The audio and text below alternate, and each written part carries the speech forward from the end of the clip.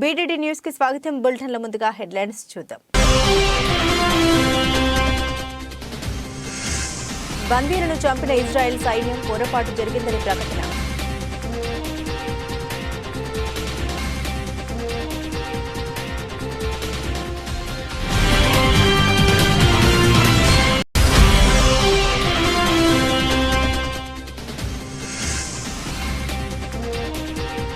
Governor ప్రసంగమంతా తప్పుల తడక, కేటీఆర్ ఆగ్రహం.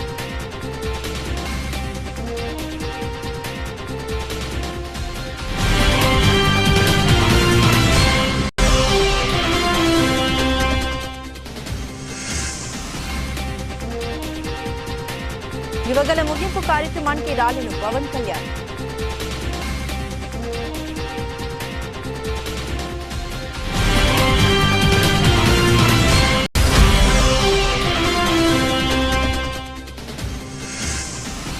Rohit శర్మను captaincy నుండి తొలగించిన తర్వాత ముంబై ఇండియన్స్ జట్టు టోపరిను కాల్ చేసిన అభిమానులు.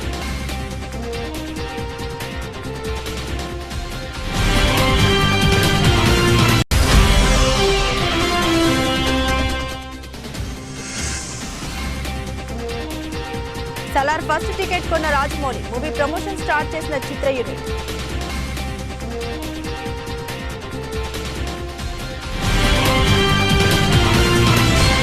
డీటెయిల్స్ చూస్తే ఇజ్రాయెల్ హమాస్ మధ్య యుద్ధం కొనసాగుతుంది. హమాస్ను తుదముట్టించడమే లక్ష్యంగా గాజాలో ఇజ్రాయెల్ సైన్యం దాడులు చేస్తుంది. ఈ క్రమంలో హమాస్ బందీలుగా ఉన్న వారిలో 3 ఇజ్రాయెల్ను ఐడీఎఫ్ కాల్చి చంపింది. అయితే పొరపాటును గుర్తించిన సైన్యం స్వయంగా వెల్లడించింది.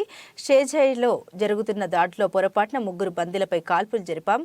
దీంతో వారు మృతి చెందారు. ఈ ఘటనపై విచారం వ్యక్తం చేస్తున్నాం. జరిగిన తప్పిదం నుండి పాఠాలు నేర్చుకుంటామని ప్రకటన విడుదల చేసింది. మృతుల్లో ఒకరు ఇజ్రాయెల్లోని కెఫార్ అజా ప్రాంతానికి చెందిన యోటం హైమ్ కాగా మరొకరు నీర్ అం ప్రాంతానికి చెందిన వారిగా సైన్యం గుర్తించింది. కుటుంబ సభ్యుల విజ్ఞప్తి మేరకు 3వ వ్యక్తి పేరును వెల్లడించడం లేదని తెలిపింది. అక్టోబర్ 7న ఇజ్రాయెల్పై హమాస్ దాడి చేసింది. దీంతో 1200 మందికి పైగా ప్రజలు మరణించారు. మరో 240 మందిని బందీలుగా చేసుకుంది. అయితే ఇజ్రాయెల్ చేస్తున్న ప్రతి దాడుల్లో ఇప్పటి వరకు 18,700 మందికి పైగా మరణించినట్లు హమాస్ ఆరోగ్య శాఖ వెల్లడించింది. కాగా హమాస్ చెరలో బందీలుగా ఉన్న వారందరినీ విడిపిస్తామని ఇజ్రాయెల్ ప్రధాని నెతన్యాహు ప్రకటించిన విషయం తెలిసింది. అయితే బందీలుగా ఉన్న సొంత పౌరుల్ని ఐడీఎఫ్ చంపడం గమనార్హం. నిన్న ఉభయ సభలను ఉద్దేశించి చేసిన గవర్నర్ ప్రసంగం అంతా తప్పుల తడకగా ఉందని బీఆర్ఎస్ ఎమ్మెల్యే కేటీఆర్ తీవ్ర ఆగ్రహం వ్యక్తం చేశారు. శాసనసభలో గవర్నర్ ప్రసంగానికి ధన్యవాదాలు తెలిపే తీర్మానంపై చర్చ సందర్భంగా కేటీఆర్ మాట్లాడారు. గవర్నర్ ప్రసంగం పూర్తిగా అసత్యాలు, అభూత కల్పనలు, తప్పుల తడకగా సాగింది. ఇలాంటి ప్రసంగాన్ని వినడానికి ఒక సభ్యుడిగా సిగ్గుపడుతున్నాను. ఇంత దారుణమైన ప్రసంగం రాష్ట్ర శాసనసభ చరిత్రలో విని ఉండం. 1000 ఎలుకలు పిల్లి తీర్థయాత్రలకు బయలుదేరినట్లు చేయాల్సిన ఘాతుకాలన్నీ చేసి చాలా అద్భుతమైన ఉపన్యాసం చేసి గత ప్రభుత్వంపై నెపాన్ని నెట్టే ప్రయత్నం చేసింది ఈ కాంగ్రెస్ ప్రభుత్వం. దీన్ని తప్పుపడుతున్న గవర్నర్ దారుణమైన ప్రసంగం చూసిన తర్వాత కాంగ్రెస్ పరిపాలనలో రాష్ట్ర భవిష్యత్ 5 ఏళ్లు ఎలా ఉండబోతుందో మాకు రాష్ట్ర ప్రజలకు అర్థమైంది. వాస్తవాలు ప్రజల ముందు పెట్టాల్సిన బాధ్యత మాపై ఉంది అని కేటీఆర్ స్పష్టం చేశారు. కల్పనలు, తప్పుల తడక అని చెప్పడానికి నేను బాధపడతా ఉన్నా. ఇట్లాంటి గవర్నర్ ప్రసంగం వినడానికి ఒక సభ్యుడిగా సిగ్గుపడతా ఉన్నా అధ్యక్ష. ఎందుకంటే ఇంత దారుణమైన అపసవ్యపు ప్రసంగం ఇదివరకు రాష్ట్ర శాసనసభ చరిత్రలో రెండు కూడా విని ఉండవు అధ్యక్ష. ఒక్క మాటలో చెప్పాలంటే అధ్యక్ష, 1000 ఎలుకలు తిన్న పిల్లి కదా తీర్థయాత్రలకు బయలుదేరినట్టు చేయాల్సిన దారుణం అంతా చేసి ఘాతకాలను చేసి చాలా అద్భుతమైన ఉపన్యాసం కేవలం 10 సంవత్సరాలు ప్రభుత్వం నడిపిన వాళ్ళ మీద నెపాన్ని నెట్టే ప్రయత్నం ఏదైతే కాంగ్రెస్ ప్రభుత్వం చేసిందో అధ్యక్ష, దీన్ని నేను పూర్తి స్థాయిలో తూర్పారబడుతున్నాను, తప్పుపడతా ఉన్నాను అధ్యక్ష. అధ్యక్ష, ఈ దారుణమైన గవర్నర్ గారి ప్రసంగం చూసిన తర్వాత కాంగ్రెస్ పరిపాలనలో రాష్ట్ర భవిష్యత్తు రాబోయే 5 ఏళ్లు ఎట్లా ఉండబోతుందో చాలా స్పష్టంగా నిన్న పూర్తి స్థాయిలో మాకు అర్థమైంది అధ్యక్ష, రాష్ట్ర ప్రజలకు కూడా అర్థమైందని నేను అనుకుంటా ఉన్నా అధ్యక్ష. అయినప్పటికీ వాస్తవాలు ప్రధాన ప్రతిపక్షంగా వాస్తవాలు ప్రజల ముందు పెట్టాల్సిన బాధ్యత మా ముందు ఉంది అధ్యక్ష. కాబట్టి తప్పకుండా అవన్నీ కూడా చెప్తాను అధ్యక్ష. అధ్యక్ష, మా జగిత్యాలకు సంబంధించిన కవి గారు అలిశెట్టి ప్రభాకర్ గారు ఒక మాట అన్నారు అధ్యక్ష. ఒక నక్క, ఇది ఆయన కవితను కోట్ చేస్తున్నాను అధ్యక్ష, ఒక నక్క ప్రమాణ స్వీకారం చేసిందట ఇంకెవరిని మోసగించనండి. ఒక పులి పశ్చాత్తాపం ప్రకటించిందట తోటి జంతువుల్ని సంహరించినందుకు. అట్లా ఉంది అధ్యక్ష. ఒక మాటలో చెప్పాలంటే ఈ గవర్నర్ గారి ప్రసంగం అదే రకంగా అనిపించింది తప్ప అందులో అసత్యాలు, సత్యదూరమైన మాటలు తప్ప వాస్తవాలు మాత్రం ఒక్కటి కూడా లేదు అధ్యక్ష. అధ్యక్ష, నిన్న చాలాసార్లు ప్రస్తావన చేసినారు గత ప్రభుత్వం అంటూ. అక్కడున్నా, అక్కడ ఉన్నా, ఇక్కడ ఉన్నా, ఎక్కడ ఉన్నా అధ్యక్ష మేము ప్రజాపక్షమే. తప్పకుండా తెలంగాణకు ఎన్నటికీ స్వపక్షమే, కాంగ్రెస్ ప్రభుత్వానికి ఎన్నటికైనా విపక్షమే అధ్యక్ష. తప్పకుండా ప్రజల తరపున గొంతు విప్పుతాం. అందుకే గతంలోని వారి పరిపాలన ఎట్లా ఉందో ఒక్కసారి తప్పకుండా అద్దం చూపెట్టవలసిన బాధ్యత ప్రధాన ప్రతిపక్షంగా మా మీదనే ఉంది అధ్యక్ష. అధ్యక్ష, ఎట్లుండే అధ్యక్ష 2014 ముందు తెలంగాణ ఘనత వహించిన వీరి ప్రభుత్వంలో ఎట్లుండే అధ్యక్ష?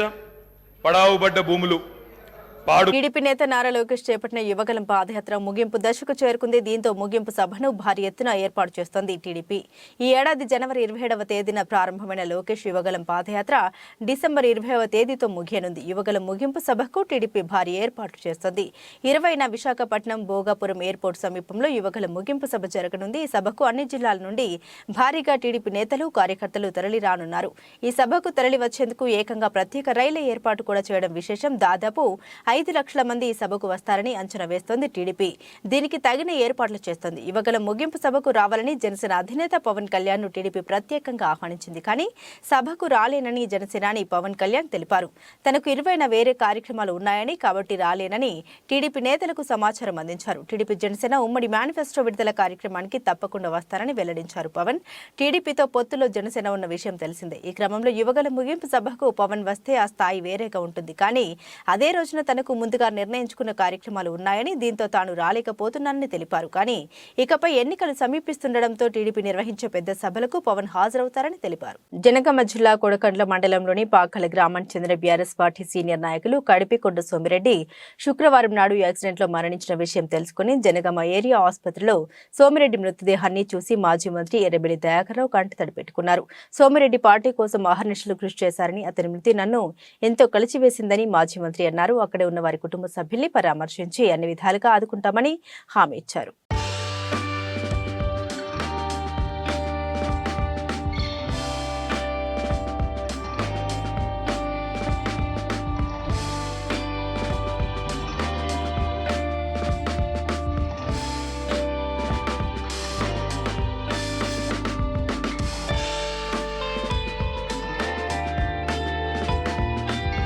డాక్టర్ బిఆర్ అంబేద్కర్ కోనసీమ జిల్లా కొత్తపేట మండలం పలివెల గ్రామంలో గడప గడపకు కార్యక్రమంలో ప్రభుత్వ ఎమ్మెల్యే చీర్ల జగ్గిరెడ్డి మాట్లాడారు. తెలుగుదేశం నాయకుల మాటలకు కాలం చెల్లిందని, మేం ప్రతి ఇంటికి వెళ్లి చేపట్టిన పథకాల గురించి ఇవ్వడం జరుగుతుందని, అదేవిధంగా మీరు గడిచిన 14 సంవత్సరాలుగా చంద్రబాబు హయాంలో మీరు ఏ పథకాలు చేపట్టారని, ఒక కాగితం రూపంలో మీరు చేసిన అభివృద్ధి పనులు ఇవి అని చెప్పగలరా, ప్రజలకు చూపించగలరా అని ప్రశ్నించారు.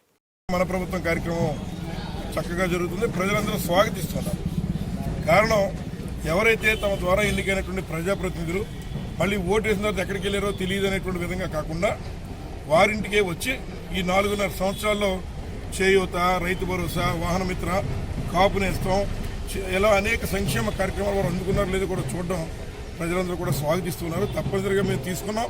అంచేతే రేపు ఆ యొక్క రుణాన్ని మళ్ళీ జగన్మోహన్ గారికి ఓటేసి తీర్చుకుంటామని కూడా ఇవాళ ప్రజలందరూ కూడా చెప్తున్నారు. అలాగే మరి తెలుగుదేశం పార్టీ నాయకులు కూడా వారి యొక్క మాటలకు కాలం చెల్లింది. ఎందుకు ఈ మాట తెలియజేస్తున్నానంటే, మేము ఇవాళ ప్రతి ఇంటికి వచ్చి ఒక షీట్ ఇచ్చి వెళ్తున్నాం. మరి వారు అనేక విమర్శలు చేస్తున్నారు. మీరు నిజంగా మీ విమర్శలు మీకు నమ్మకం ఉంటే, మీరు గడిచేటువంటి 14 సంవత్సరాలతో చంద్రబాబు గారి హయాంలో మీరు ఏమి ఇచ్చారో మీరు కూడా కాగితం రూపాయన ప్రతి ఇంటికి ఇవ్వాలని కోరుతున్నాం. ఉన్నటువంటి సొమ్ములన్నీ కూడా మొత్తం తినేసి అదన్నీ కూడా మరి కేవలం రామోజీరావు లాంటి పెద్దవాళ్ళని పెంచడానికే తెలుగుదేశం పార్టీ కేవలం అధికారంలోకి వచ్చింది. కానీ ఎక్కడా కూడా సామాన్య ప్రజానీకానికి ఎటువంటి సహాయ సహకారాలు అందించిన ప్రభుత్వం. ఇవాళ రాజశేఖర గారి టైము, జగన్మోహన్ గారి టైం మేము చెప్తున్నాం. మేము ఆరోగ్యశ్రీ కార్యక్రమాన్ని రాజశేఖర గారు పెట్టాడు, లేదా ఇవాళ ఉన్నటువంటి రైతు భరోసా జగన్మోహన్ గారు పెట్టారు మేము చెప్తున్నాం 4.5 సంవత్సరాల్లో. కానీ 14 సంవత్సరాలు చేసినటువంటి చంద్రబాబు నాయుడు ఈ కార్యక్రమం నేను చేశానని చెప్పుకోవడానికి కూడా ఏమీ లేదు, ఒక్క మాంగారిని వెన్నుపోటుపోవడం తప్ప. అలాగే ఈ నియోజకవర్గంలో తెలుగుదేశం పార్టీ నాయకులు కూడా మీరు మాట్లాడుతున్న మాటల మీద మీకు నిబద్ధత నిక్కచ్చిగా మీరు ఉన్నారనేటువంటి అభిప్రాయం. సామర్లకోట కాకినాడ ప్రధాన రహదారి దుస్థితిపై జనసేన పెద్దపురం నియోజకవర్గ ఇన్ఛార్జ్ తుమ్మల రామస్వామి ఆధ్వర్యంలో నిరసన పాదయాత్ర. వీకే రాయపురం నుండి మాధవపట్నం వరకు 6 కిలోమీటర్ల పాదయాత్ర. భారీగా ఎత్తున పాల్గొన్న జన సైనికులు, వీర మహిళలు. ప్రధాన రహదారిపై గోతులు పోల్చుదాం, ప్రాణాలు కాపాడుకుందాం అనే నినాదంతో నిరసన తెలియజేస్తూ నిద్రపోతున్న ప్రభుత్వాన్ని నిద్ర లేపేందుకే పాదయాత్ర నిర్వహిస్తున్నామని పెద్దపురం జనసేన ఇన్ఛార్జ్ తుమ్మల రామస్వామి అన్నారు. అలాగే ఈ రోడ్డులో ఎన్నో ప్రమాదాలు జరిగి ప్రజలు ప్రాణాలు పోతున్నా ప్రభుత్వానికి పట్టడం లేదు. రోడ్డు నిర్మాణం చేపట్టకపోతే ఆందోళన ఉధృతం చేస్తాం. అనంతరం టిప్పర్ లారీ మట్టిని తీసుకొచ్చి ఆ గోతుల్ని జనసేన నాయకులు పూడ్చారు.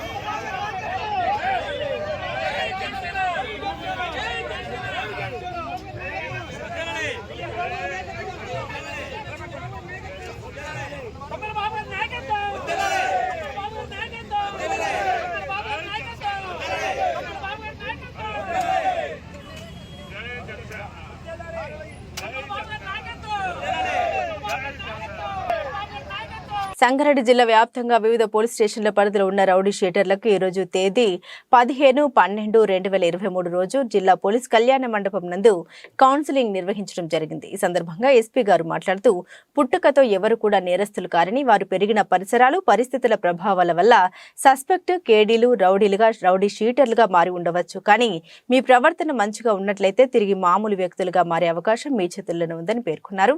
జిల్లా ప్రజలు ఎవరైనా సంఘ విద్రోహ చర్యలకు పాల్పడినా, చట్ట వ్యతిరేక కార్యకలాపాలు చేపట్టిన కఠిన చర్యలు తప్పవని, అలాంటి వ్యక్తులు ఎవరైనా ఉన్నట్లయితే వారిపై హిస్టరీ షీట్లు ఓపెన్ చేయడం జరుగుతుందన్నారు. ఈ కార్యక్రమంలో అదనపు SP doctor P Ashok, Ramesh Kumar, DSP Sangareddy, Raghu, DSP Zaheerabad, Venkata Reddy, DSP Narayana K, Sivalingam, Rayakod SI Venkata Reddy, inspector SB, జిల్లా ఎస్ఐలు, సిఐలు తదితరులు పాల్గొన్నారు. నువ్వు దొంగ అయినా వెయి చేయకుండా కూడా నువ్వు రౌడీ షీట్ ఉన్నది కాబట్టి నువ్వు తప్పు చేసినావని అంటావు. సో నెక్స్ట్ మళ్ళీ పీరియాడికల్ రివ్యూస్ అనేది పెట్టుకుంటూ ఉంటాము. ఎవరైతే లేరో వాళ్ళకి ఖచ్చితంగా మీ కేసెస్, ఎవరైతే ఇన్వాల్వ్మెంట్ లేదో వాళ్ళకి ఖచ్చితంగా రౌడీ షీట్లు క్లోజ్ చేస్తాము. సో ఎవరైతే ఉన్నారో వాళ్ళ మీద నిఘా ఇంకా ఎక్కువ ఉంటుంది. అండ్ ప్రాపర్ పోలీస్ కౌన్సిలింగ్ కూడా ఇవ్వడం జరుగుతుంది. సో ఇన్ రోజు ఫ్రెండ్లీ పోలీసింగ్ అని ఉంది. Friendly policing only for victims, only for the complaints. అంతేగాని ఈ సమాజంలో ఈ ఇబ్బంది పెట్టే వాళ్ళకి ఫ్రెండ్లీ పోలీసింగ్ అనేది ఏమి ఉండదు. వాళ్ళ మీద చాలా स्ट्रिक्ट एक्शन తీసుకోవడం జరుగుతుంది. Thank you so much. 9 बजे या 10 बजे तक पूरा काम करके आपका घर आकर रहेगा तो कुछ ऐसा क्राइम नहीं होता है. और मैं फिर से एक बार बोल रहा हूँ, कुछ प्रॉब्लम है तो आप SHO के पास जाना, नहीं तो ASP के पास जाना, DSP के पास जाना, नहीं तो मेरा पास आना. हम ज़रूर आपको मदद करेंगे वो इशू सॉर्ट आउट करने के लिए. बट आप खुद ये कानून का, ये लॉ का हाथ पे लेके तो सेटलमेंट करना ये बंद करना. So it is strict warning to everyone who wants to indulge in any kind of illegal activities, any kind of threatening or extortion in the district. So I am giving a strict warning to everyone. దయచేసి ఎవరు కూడా involve కావద్దు. ఇప్పటివరకు జరిగిందంతా మర్చిపోండి. ఏదైతే చేసామో ఇప్పటి నుండి మంచి జీవితంలో ఉండండి. ఇప్పటికీ కూడా చాలామంది వచ్చి అడుగుతున్నారు, అగైన్ ఎస్ఐ చెప్తున్నారు ఇంకా యాక్టివ్ ఉండని చెప్పి. ప్రజాసేవ చేసేందుకు పదవులు అవసరం లేదని, సేవ చేయాలన్న మంచి మనసుంటే చాలని కాంగ్రెస్ పార్టీ ప్రచార కమిటీ చైర్మన్ మాజీ ఎంపీ మధు యాష్కి గౌడ్ పేర్కొన్నారు. కాంగ్రెస్ పార్టీ ప్రచార కమిటీ చైర్మన్ మాజీ ఎంపీ మధు యాష్కి గౌడ్ జన్మదినోత్సవం సందర్భంగా చంపాపేటలోని దివ్యాంగుల హాస్టల్లో దివ్యాంగుల సమక్షంలో తన జన్మదిన వేడుకల్ని జరుపుకున్నారు. ఎన్నికల సమయంలో దివ్యాంగులు ఎదుర్కొంటున్న సమస్యల్ని తెలుసుకుని తన జన్మదినోత్సవం సందర్భంగా మధు యాష్కి గౌడ్ దివ్యాంగుల సదనానికి వాటర్ ఆర్వోను బహుకరించారు. ఈ సందర్భంగా మధు యాష్కి గౌడ్ మాట్లాడుతూ ఉన్నత విద్యను అభ్యసించి ఉద్యోగాలు రాక, ఉపాధి లేక ఎంతో మంది దివ్యాంగులు అనేక ఇబ్బందులకు గురవుతున్నారని ఆవేదన వ్యక్తపరిచారు.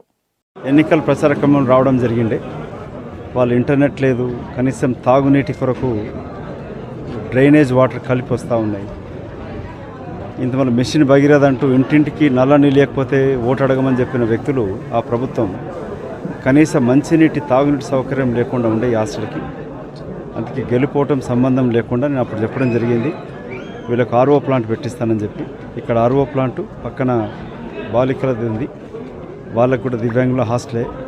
అక్కడ వాషింగ్ మిషన్ ఒకటి, ఫ్యాన్లు ఇవన్నీ కూడా మదియాస్కి ఫౌండేషన్ ఇనిషియేటివ్ ద్వారా ఏర్పాటు చేయడం జరిగింది. ప్రజా జీవితంలో ఉన్నవాడు గెలుపోవటంలో ఓటు రాజకీయం కాకుండా ప్రజలకు జవాబుదారీగా ఉంటూ మానవీయ కోణంలో పనిచేయాలి. అందుకే కాంగ్రెస్ పార్టీ ప్రభుత్వం రేవంత్ రెడ్డి గారి నాయకత్వాన్ని ఏర్పడిన వెంటనే మొట్టమొదటి ఉద్యోగ పత్రం కూడా ఒక దివ్యాంగుని సోదరికి ఇవ్వడం జరిగింది. సోనియా గాంధీ గారు రాజీవ్ గాంధీ ఫౌండేషన్ ద్వారా దేశంలో ఉన్న వికలాంగులకి మోటరైడ్ వెహికల్స్ ఇవ్వడం జరుగుతూ ఉంది. ఇంకా కూడా కాంగ్రెస్ ప్రభుత్వం ఉన్నప్పుడు కూడా ఈ ఫౌండేషన్స్ అన్నీ కూడా మేము సోనియా గాంధీ గారిని రాజీవ్ గాంధీ ఫౌండేషన్ ఆదర్శంగా తీసుకొని మధ్యాస్కి ఫౌండేషన్ ద్వారా చనిపోయిన రైతు కుటుంబాలకి ఎక్కడైతే విద్యా వైద్యపరంగా సహాయాలు అందించడం జరుగుతుంది గత 20 సంవత్సరాల నుంచి, ఒక్క పైసా ప్రైవేట్ తీసుకోకుండా. అందుకే వాళ్ళు నా జన్మదినాన్ని సేవా కార్యక్రమం ఉపయోగించుకుంటూ మా కాంగ్రెస్ పార్టీ నాయకులు. పత్తిపాడులో వరుస దొంగతనాలు. పంచాయతీ కార్యాలయం ఎదుట హీరో షోరూమ్ పక్కన వీధి కొత్తపేటలో వరుస దొంగతనాలు. రాత్రి ఓ కిరాణా షాప్ తాళాలు పగలగొట్టి కొద్దిపాటి మొత్తం పట్టుకెళ్లారు. ఆ పక్కనే అద్దెకుంటున్న మాస్టారు ఇంట్లో తాళాలు పగలగొట్టి చొరబడ్డారు. బీరువా తాళాలు పగలగొట్టి ఓ లాకర్ ఓపెన్ కాకపోవడంతో బంగారం చేజిక్కలేదు. కొద్దిపాటి డబ్బులు దొంగలించినట్టు తెలుస్తోంది. అయితే ఇటీవల ఇదే ప్రదేశంలో టీచర్ల ఇంట్లో 15 లక్షలు నగలు, నగదు దోచేశారు. 3 ఇండ్లలో వంట గ్యాస్ సిలిండర్లు దోచుకెళ్లారు. మా కాలనీ వాసులకి రక్షణ కల్పించమని పోలీసులకి మొరపెట్టుకుంటున్నారు అక్కడి ప్రజలు.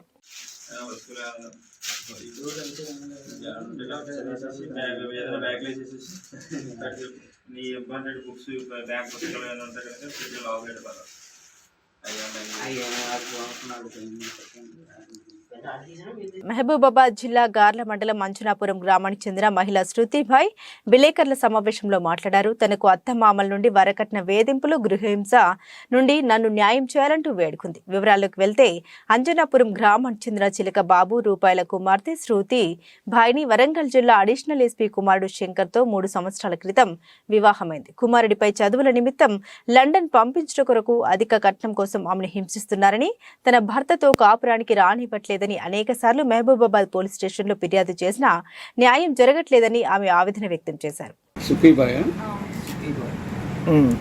నాకు వరంగల్ హన్మకొండలో అడిషనల్ ఎస్పీ రాంకే నాయక్ వాళ్ళ కొడుకుకి ఇచ్చి మ్యారేజ్ చేశారు మార్చ్ 11న శంకర్తో 2020లో. అప్పటి నుంచి పెళ్ళైన 2 మంత్స్ సరిగా మంచిగా ఉన్నారు. దాని తర్వాత ఫ్యామిలీ మొత్తం నన్ను డివైడ్ చేయడం, కట్నం సరిపోలేదని చెప్పడం, నా భర్త ఏమో నన్ను దగ్గర రానియడు, ఒక్కడే ఒక రూమ్లో పండుకోవడం, ఏంటి అత్తమ్మ మావయ్య ఆడబిడ్డకి వెళ్ళి ఇట్లా చెప్పడం, నన్ను దగ్గర రానియట్లేదని చెప్తే నా కొడుకు చదువుకుంటున్నాడు వెళ్ళి ఎందుకు డిస్టర్బ్ చేస్తున్నావు అనేసి నన్ను దూరం పెట్టడం, నాతో వంటలన్నీ చేయించుకొని నేను వంటలన్నీ నేను చేస్తాను, మా అత్త ఏమో నా కొడుకు నిన్ను చూస్తే అన్నం తినడని చెప్పేసి నన్ను ఒక రూమ్లో పెట్టేసి అత్త మా హస్బెండ్ ఆడబిడ్డ మా మామయ్య గారు కలిసి డైనింగ్ టేబుల్ మీద తినడం, నేను ఒక్కదాని రూమ్లో, మళ్ళీ నా హస్బెండ్ దూరం వెళ్ళిపోయాక నన్ను రూమ్ నుంచి బయట తీయడం, ఇవన్నీ నన్ను అవాయిడ్ చేయడం, నేను కాబట్టి వేరే అమ్మాయిని పెళ్లి చేసుకుంటే బాగుంటాయి, నా భర్త నాకు చెప్పుకుంటూ వస్తూ మానసికంగా శారీరకంగా అందరు నన్ను ఇబ్బంది పెట్టడం జరిగింది. అంతే. పెళ్ళి ఎంతకాలం 20లో అయింది.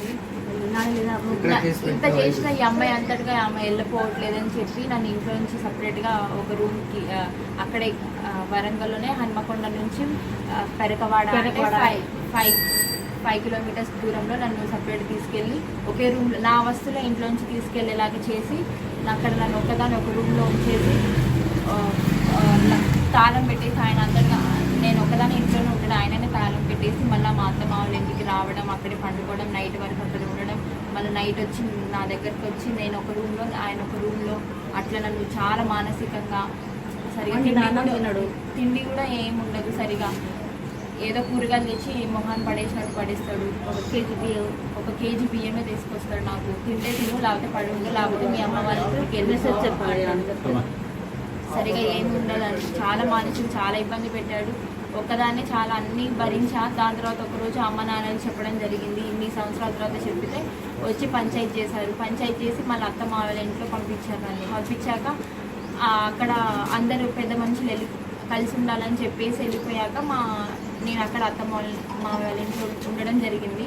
అక్కడ మా ఆడబిడ్డ ఏమో ఏంటి మా ఇంటికి వచ్చి ఏంటి పంచాయతీ చేస్తున్నారు, నేను ఒక ఫోన్ చేస్తే మిలిటరీ వచ్చి దిగుతుందని నన్ను బెదిరించడం, మళ్ళీ ఈ ఇంట్లో ఎవరు ఉండకూడదని మా మావయ్య నువ్వు ఇంట్లో ఉంటే నేను పోలీస్కి సమాచారం ఇస్తానని చెప్పేసి నన్ను బెదిరించడం అట్లా జరిగిందండి. జరిగాక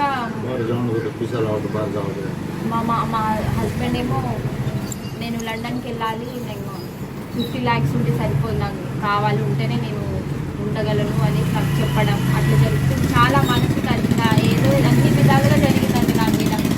అందరు చేశారు, చిన్న చిన్నవి అన్నీ చాలా జరిగినాయి. మా తరతరాల నుంచి వస్తుంది, ఫస్ట్ కోడలు వెళ్ళిపోతుంది, సెకండ్ కోడలు అయితే సెట్ అవుతుంది అని చెప్పుకుంటూ నాకు మానసికంగా చెప్తూ ఉంటుంది. అలాంటప్పుడు ఎందుకు పెళ్లి చేసుకోవాలి, వాళ్ళు ఎందుకు తీసుకురావాలి, ఒక అమ్మాయి తీసుకొచ్చి ఒక అమ్మాయి జీవితం ఎందుకు నాశనం చేయాలో నాకు అర్థం కాదు. అట్లా ఎందుకు చేస్తున్నారు, ఇవన్నీ జరిగింది. దాని తర్వాత ఇక్కడ పిటిషన్ చేయడం, గార్లలో పిటిషన్ పెట్టడం జరిగింది. డిఎస్పీ సార్ అందరి సమక్షంలో కౌన్సిలింగ్ జరిగింది. ఆయన వాళ్ళెవరూ మారడం జరగలేదు, అందుకే ఫైల్ అయిందండి, ఎఫ్ఐఆర్ అయింది. ఈ ప్రెస్ 498 కేసు అయింది అందరి మీద. ఇదే పోలీస్ వారందరూ, మీడియా సార్ అందరూ. కాకినాడ జిల్లాలోని అన్ని గ్రామాల్లో ఎస్సీ దళిత పేటల్లో విచ్చలవిడిగా మద్యం అమ్మకాలు జోరుగా సాగుతున్నాయి. ప్రభుత్వం వారు ప్రజలకి మాట ఇచ్చిన మాట నెరవేర్చాలి. మద్యపానం పూర్తి నిషేధిస్తామని ఎన్నికల మేనిఫెస్టోలో మద్యం పూర్తిగా నిషేధం అమలు చేస్తామని ఇచ్చిన హామీని నెరవేర్చిన మా ప్రధానమైన డిమాండ్ భారత రాజ్యాంగం ప్రకారం ప్రజల ఆరోగ్యం కాపాడవలసిన పాలకులు మద్యాన్ని ఆదాయ వనరుగా చూడడం దళితులకు శాపంగా మారింది. కావున ఇప్పటికైనా ప్రభుత్వం స్పందించి పూర్తి మద్యపాన నిషేధం చేసి దళితుల ప్రాణాల్ని కాపాడాలని కోరుతూ ఎస్సీ ఎస్టీ గ్రీవెన్స్ లో కాకినాడ జిల్లా కలెక్టర్ వారి కార్యాలయంలో వినతి పత్రాన్ని అందజేశారు. కాకినాడ జిల్లా కలెక్టర్ వారికి ఎస్సీ ఎస్టీ గ్రీవెన్స్లో ప్రభుత్వం వారు ఇచ్చినటువంటి మాట నిలబెట్టుకోవాలని, మాట తప్పం మడం తిప్పమని జగన్మోహన్ రెడ్డి గారు పూర్తిగా మద్యపాన నిషేధం చేస్తారని ఆ రోజు వాగ్దానం ఇచ్చారు. ఈ రోజున దళితపేటల్లో మద్యం ఏరులై పారుతున్నప్పటికీ ఆరోగ్యాన్ని కాపాడవలసినటువంటి పాలకులే మద్యాన్ని ఆదాయ వనరుగా చూసి అనేకమైనటువంటి కుటుంబాలు చిన్నభిన్నమైపోతున్నప్పుడు పట్టించుకోకుండా ఈ రోజున ప్రభుత్వం తీరు చాలా విషాదకరంగా ఉంది. కాబట్టి ఇప్పటికైనాను స్పందించి ప్రభుత్వం 4 ఏళ్ళు గడుస్తున్నప్పటికి కూడా ఈ మద్యాన్ని పూర్తిగా నిషేధించలేదు. రాబోయే ఎన్నికల్లో కంటే ముందుగా ఈ మద్యపాన నిషేధాన్ని పూర్తిగా చేయాలని మా యొక్క విన్నపాన్ని ప్రభుత్వానికి తెలియజేస్తూ ఉన్నాం. ఈ మద్యం వల్ల అనేకమైనటువంటి అనర్థాలకు దారితీసి అనేక కుటుంబాలు ఈదిన పడి అనేక జీవితాలు గాలిలో కలిసిపోతూ ఉన్నాయి. కాబట్టి ప్రభుత్వం సత్వరమే పరిష్కారం చేసి మద్యపాన నిషేధాన్ని పూర్తిగా చేయాలని మా యొక్క డిమాండ్ చేస్తూ ఉన్నాం. డాక్టర్ బిఆర్ అంబేద్కర్ కోనసీమ జిల్లా మండల పరిధిలోని పాసర్లపూడి గ్రామాల్లో పంట పొలాల్లో గ్యాస్ లీకేజీ కావడంతో రైతులు స్థానికులు భయాందోళనకు గురయ్యారు. పాసరపూడి గ్రామంలో 43వ నెంబర్ బావి నుండి నగరం జీసీఎస్ కు అనుసంధానంగా ఉన్న పైప్ లైన్ లో లీకేజీ జరిగినట్లు గుర్తించిన స్థానికులు వెంటనే నగరం ఓఎన్జీసీకి సమాచారం అందించారు. ప్రస్తుతం ఈ పైప్ లైన్ నుండి ఎటువంటి గ్యాస్ సరఫరా కాకపోవడంతో అప్రమత్తమైన అధికారులు వెంటనే స్పందించి లీకేజీని అరికట్టారు. 43వ నెంబర్ బావికి సంబంధించి టెస్టింగ్ పనులు చేస్తుండటంతో లీకేజీ జరిగినట్లు ప్రాథమికంగా నిర్ధారించారు.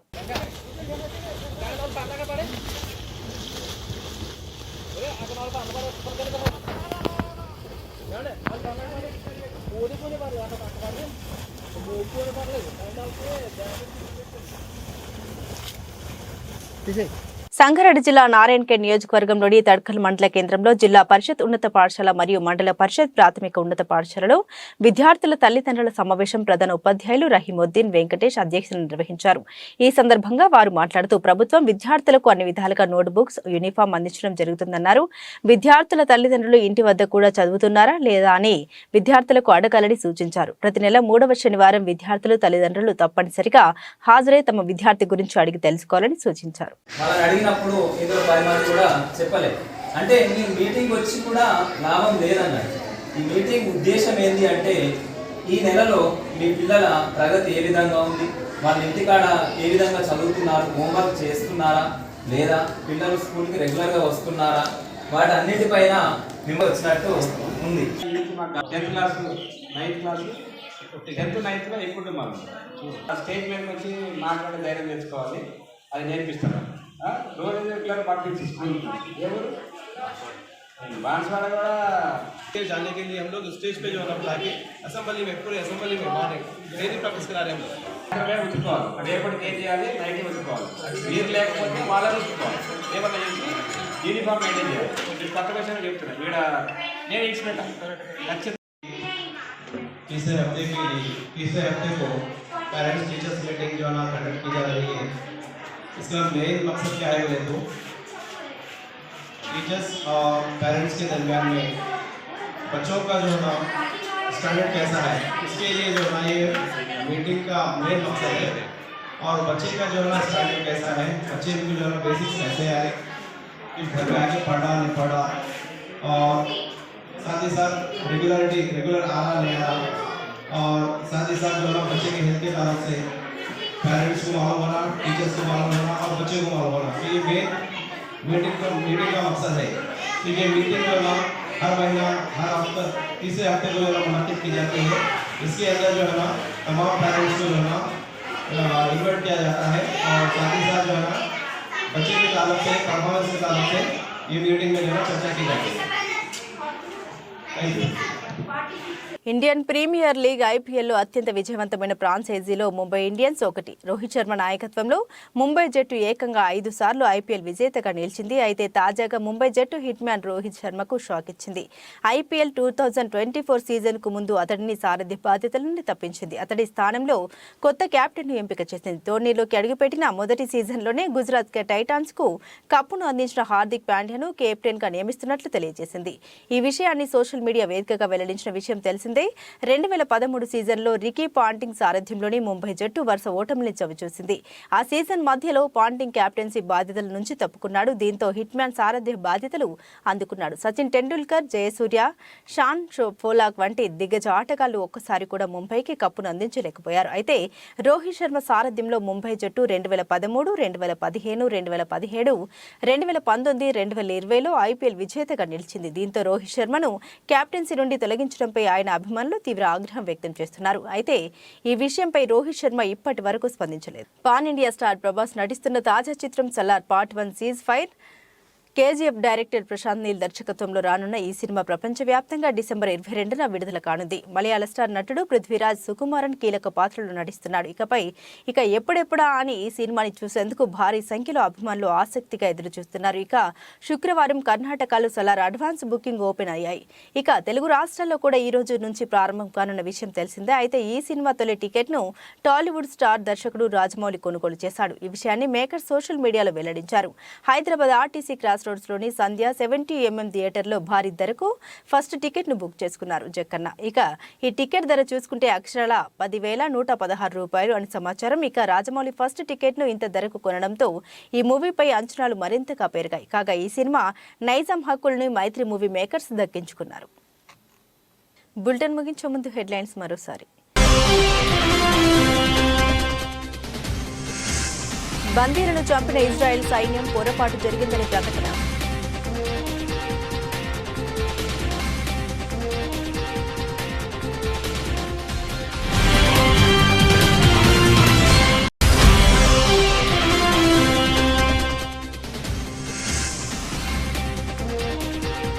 గవర్నర్ ప్రసంగమంతా తప్పుల తడక, కేటీఆర్ ఆగ్రహం.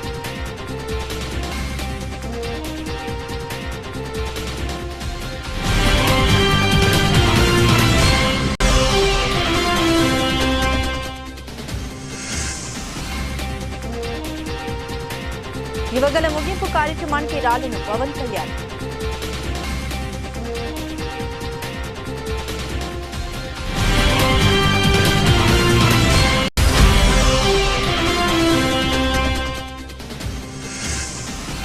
రోహిత్ శర్మను కెప్టెన్సీ నుండి తొలగించిన తర్వాత ముంబై ఇండియన్స్ టీమ్ జట్టు టోపీని కాల్ చేసిన అభిమానులు.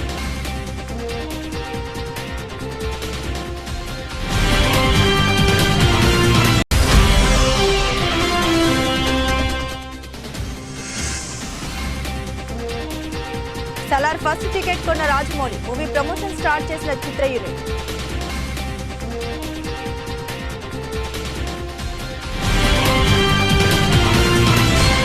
ఇవి బులెటిన్ అప్డేట్స్. మరిన్ని అప్డేట్స్ కోసం చూస్తూనే ఉండండి News 9 Today News.